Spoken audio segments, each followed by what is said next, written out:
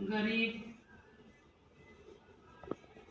आदमी का शमशान नहीं उजड़ना चाहिए।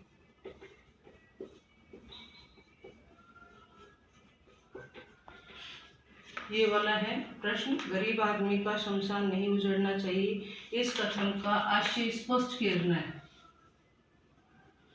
कथन का आशय स्पष्ट कीजिए। पहले प्रश्न को समझे हम। ठीक है, वह गरीब आदमी का शमशान नहीं उजड़ना चाहिए, ये कथन है। ये जो पंक्ति है इसका मीनिंग बताना है, इस कथन का आशय स्पष्ट करना है कि ये कथन वास्तविक रूप से क्या कहना चाहता है। तो गरीब आदमी का शमशान नहीं उजड़ना चाहिए। देखो, सबसे पहले तो हम पाठ में चले। क्या हुआ है इसमें? पहले तो बड़े बड़े बांधों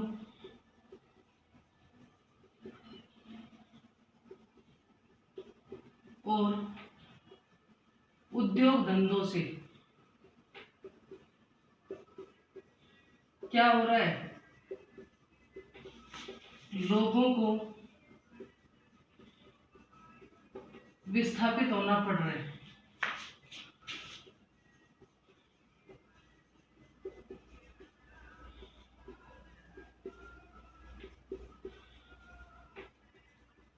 ये जो लाइन है ये कब आई है? ये लाइन जब आई है जब टिहरी बांध की सुरंगों को बंद कर दिया जाता है और पूरा जो शहर है वह जलमग्न हो जाता है। चारों तरफ आपाधापी मच जाती है और लोग क्या करते हैं, उस स्थान को छोड़कर पलायन करने लग जाते हैं। उसी का वर्णन है यहाँ पर। तो इसमें ये जो समस्या है ये कब आती है? जब बड़े बड़े बांध और उद्योग धंधों का निर्माण किया जाता है तो वहां पर क्या होते हैं, लोग एक जगह को छोड़कर दूसरी जगह जाने लग जाते हैं। तो इस तरह का जो विस्थापित होना है वह गरीब आदमी के दूसरी जगह विस्थापित होना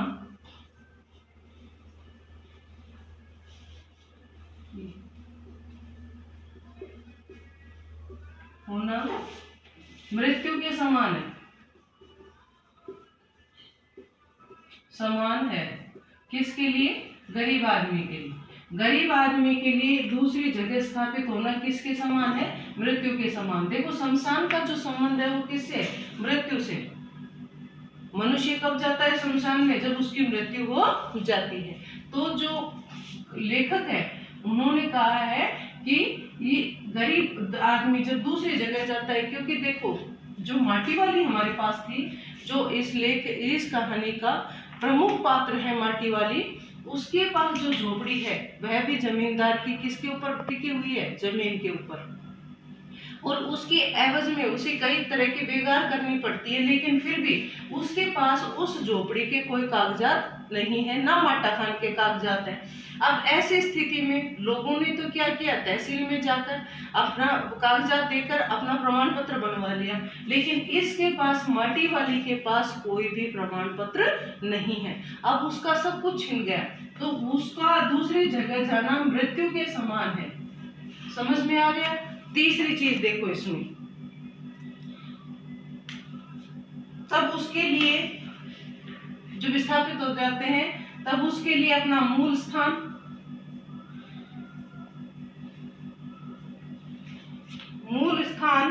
दूसरी बात अपना घर, गांव और शमशान में कोई अंतर नहीं रह जाता।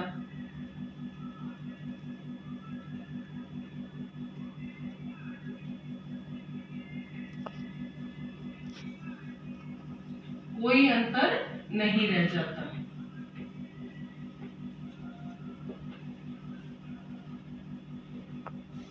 कब? जब वह एक जगह से दूसरी जगह चला जाता है, विस्थापित हो जाता है, तब आदमी के पास कोई भी मतलब इन चीजों में कोई अंतर नहीं रह जाता। तीसरी बात है कि वह मानसिक पीड़ा,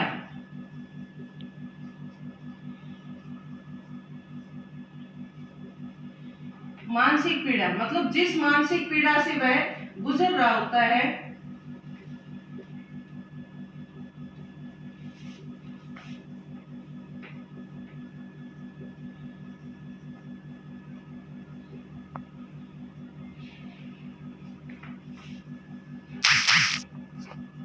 वह बड़ी पीड़ादायक होती है।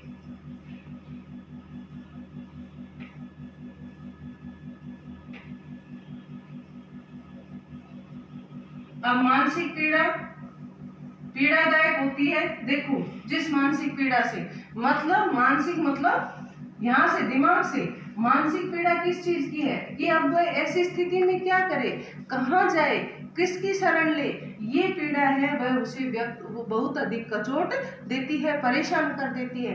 इसलिए कहा है कि गरीब आदमी का शमशान नहीं उजड़ना चाहिए, उसका तो सब कुछ समाप्त हो गया है, उसके लिए तो वह क्या हो गया, मृत्यु के समान हो गया। वह मानसिक रूप से व्यथित हो जाता है, परेशान हो जाता है, उसे कहीं कोई अवसर दिखाई नहीं देता, कोई रास्ता दिखाई नहीं देता है। इसलिए अब इन चीजों के साथ हम किसका वर्णन कर देंगे, माटी वाली का। ये माटी वाली के साथ भी यही हुआ है जो मैं वर्णन पहले कर चुकी हूँ कि सभी के पास प्रमाण पत्र होते हैं, वो तहसील में जाकर अपने प्रमाण पत्र दिखाकर दूसरी जगह उनको उस एवज में जमीन मिल जाती है, लेकिन माटी वाली के पास रहने के लिए कोई स्थान नहीं है। ये था प्रश्न नंबर 6 है कि अच्छा, प्रश्न नंबर 7 तो सॉरी हो चुका। प्रश्न नंबर 8 है विस्थापन की समस्या पर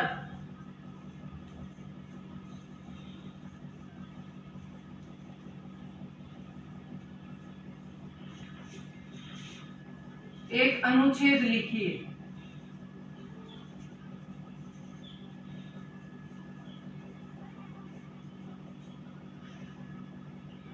टॉपिक क्या है, विस्थापन की समस्या। अब इस पर एक अनुच्छेद लिखना है। आपने पढ़ा होगा अनुच्छेद, निबंध, है ना, अनुच्छेद लिखो, निबंध लिखो। तो अनुच्छेद, जो अनुच्छेद है वह निबंध का छोटा रूप होता है। किसका, निबंध का। ठीक है, निबंध में हम सारी चीजें किससे लिखते हैं, विस्तार से लिखते हैं, और अनुच्छेद में हमें उसी चीज को क्या कर देते हैं, संक्षिप्त कर देते हैं, छोटा कर देते हैं, और इसी को छोटा करके जो पाठ हमने पढ़ा है उसी को छोटा करके यहाँ पर लिखना है। तो प्रश्न पूछा है विस्थापन की समस्या पर एक अनुच्छेद लिखिए कि विस्थापन की समस्या। विस्थापन, हम सोच रहे हैं विस्थापन कब होता है, जब बड़े बड़े बांध बनाए जाते हैं, उद्योग धंधों का निर्माण किया जाता है, तो वहां के लोगों को एक जगह से दूसरी जगह जो पलायन करना पड़ता है वो क्या कहलाता है, विस्थापन कहलाता है। इस पाठ में भी हमने पढ़ा कि जब टिहरी बांध की सुरंगों को बंद कर दिया जाता है, चारों तरफ से पूरे शहर में पानी भर जाता है, क्यों किया जाता है, बांध को बड़ा बनाने के लिए, टिहरी बांध को बड़ा बनाने के लिए, उसका विस्तार करने के लिए, उसमें जल संग्रहण की मात्रा को ज्यादा करने के लिए क्या किया जाता है, टिहरी बांध को बनाया जाता है। अब जब टिहरी शहर में जितने भी लोग रहते हैं वो क्या कर जाते हैं, सारे के सारे पलायन कर जाते हैं। पलायन करना, एक जगह से दूसरी जगह पर जाना। अब जब पलायन कर रहे हैं तो देखो जिस जगह पर जो लोग रह रहे हैं उनके वहां पर रोजगार के साधन भी, उनके पास रहने का घर भी है, बच्चों को स्कूल भी है, और आय के जो साधन है वो सब साधन है। लेकिन जब वो पलायन करेंगे तो इन सारी समस्याएं उनके सामने आ जाएंगी। कौन कौन सी, रोजगार की समस्या आ जाएगी,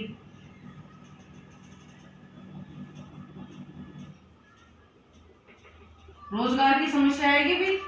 जब आदमी एक जगह से दूसरी जगह जाएगा तो उस स्थान से वो क्या है, अनभिज्ञ है, अनजान है, उसका रोजगार छिन जाता है। जैसे कि माटी वाली का उदाहरण है कि माटी वाली माटा खान से माटी निकालती थी और घर घर बेचती थी, अब उसके पास समस्या हो गया। दूसरा है शिक्षा की समस्या।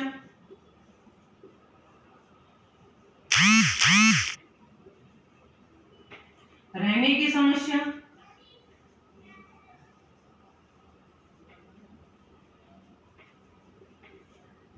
ये बहुत सारी समस्या है, उनका सामना करना पड़ता है। और विस्थापन की समस्या जब आती है तो इन सारी समस्याओं का सामना करना पड़ता है। तो इस समस्या पर हमें एक अनुच्छेद लिखना है, तो हम शुरू करेंगे। विस्थापन का अर्थ होता है वि प्लस स्थान, एक जगह से दूसरी जगह पर पलायन करना, जाना, क्या कहलाता है? विस्थापन। पहले मैं बता चुकी हूँ कि बड़े बड़े बांधों ने और उद्योग धंधों ने क्या कर दिया है कि लोगों को एक जगह से दूसरी जगह क्या किया है? विस्थापित किया है। इस कारण लोगों को अनेक समस्याओं का सामना करना पड़ता है। लोग जब एक जगह से दूसरी जगह जाते हैं तो उन्हें रोजगार के साधन उपलब्ध नहीं हो पाते, पानी की समस्या, रहने की समस्या, शिक्षा की समस्या, अनेक समस्याओं का सामना करना पड़ता है, जैसे कि हमने माटी वाली पाठ में देखा। अब हम इस समस्या का निराकरण कैसे कर सकते हैं?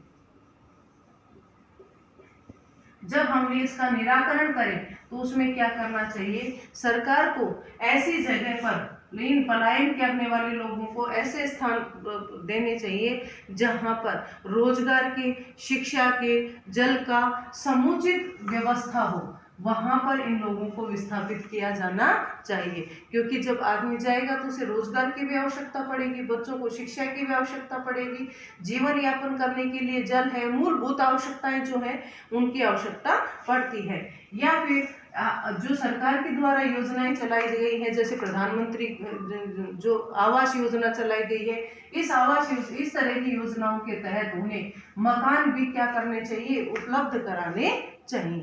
तो ये थे पाठ के सारे प्रश्न। इन प्रश्नों को ध्यान से पढ़ना है। मैंने कहा है कि हर पाठ को के प्रश्न को, कोई भी प्रश्न हो आपके सामने, उस प्रश्न को पहले ध्यान से पढ़ो। उस प्रश्न में क्या पूछा गया है, वो किस आलोक में पूछ रहा है। कहीं तो कई बार हम दे देते हैं पाठ के आधार पर लिखो, एक तो हो जाता है पाठ के आधार पर, एक पूछ लिया जाता है अपने विचार व्यक्त करो, एक पूछ लिया जाता है ये जो कथन है इसका आशय स्पष्ट करो। तो देखो बेटा, सारी चीजें क्या है? अलग अलग है। आपको प्रश्न पढ़ना है, पाठ के आधार पर पूछा गया है तो वहां पर हमारा कोई विचार नहीं है। पाठ के आधार पर यदि कोई चीज पूछता है तो सिर्फ पाठ में जो बताया गया है उसी को बताना है। आपके विचार बताए गए हैं तो आपके विचार उसमें क्या है भाई? आप उस बात से कहाँ तक क्या है? सहमत है भाई। आप सहमत हैं तो उसके बारे में लिखिए। जैसे कि हमने अभी प्रश्न नंबर 4 में पढ़ा था कि पुरखों की गाड़ी कमाई को इस तरह हराम के भाव बेचने का मेरा मन दिल गवाही नहीं देता। इस कथन के आलोक में मालकिन के विरासत के प्रति जो विचार हैं, उसमें जो भावनाएं हैं, भाव हैं, उसको अपने शब्दों में व्यक्त कीजिए। तो आप उस विचार से कहाँ तक सहमत हैं? मतलब हम ये सत्य है कि विरासत को क्या करना चाहिए? संजो कर रखना चाहिए, बचा कर रखना चाहिए। तो वहां पर आपके विचार पूछे गए, तो हम क्या करेंगे? पहले उस जो वाक्य दिया गया है उसका रेफरेंस देंगे, उसके बारे में बताएंगे, फिर आपका जो विचार पूछा गया है, मालकिन का जो कथन है, उस कथन से आप सहमत है या नहीं है, उसके बारे में आपको बताना है। तो 2 प्रश्न तो इस तरह के हो गए, पाठ के आधार पर और आपके विचार। एक प्रश्न इस तरह का आया है कि आशय स्पष्ट कीजिए। आशय स्पष्ट करना मतलब जो कथन दिया गया है, जो पंक्ति दी गई है, उसका क्या मीनिंग है, उसका क्या मतलब है, उसका आशय स्पष्ट करना है। जैसे कि प्रश्न नंबर 7 में हमने पढ़ा कि गरीब आदमी का शमशान नहीं उजड़ना चाहिए। शमशान जहाँ पर मृत्यु के बाद आदमी का अंतिम संस्कार किया जाता है वो कहलाता है शमशान। तो गरीब आदमी का शमशान नहीं उजड़ना चाहिए, उस कथन को पढ़कर आपको और उस कथन के आलोक में आपको उत्तर देना है। तो वहाँ हो जाएगा आशय स्पष्ट करना। तो ये सारे क्या है? प्रश्न है। इन प्रश्नों के उत्तर मैंने आपको समझा दिया। इन प्रश्नों के उत्तर आपको अपनी जो होमवर्क नोटबुक है उसमें करने हैं। जो भी समस्या हो आप पूछ सकते हैं। Thank you.